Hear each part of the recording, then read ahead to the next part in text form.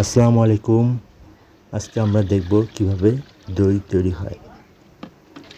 প্রথমে দুধ নিল, দুধ নিয়ে এটাকে ভালোভাবে ছাঁকার জন্য ঢালা হচ্ছে, যাতে দুধের কোনো ময়লা থাকলে বা বালি থাকলে পরিষ্কার হয়ে যায়।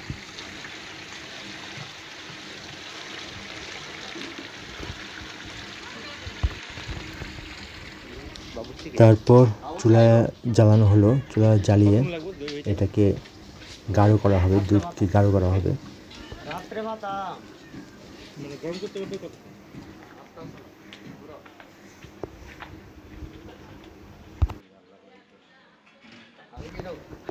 জাল দেওয়ার জন্য দুধ রাখা হলো।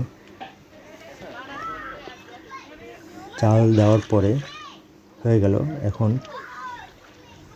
দইয়ের যেই মিক্সটা, মানে দইয়ের বীজ যেটাকে বলে, সেটাকে দেওয়া হচ্ছে, মিশানো হচ্ছে।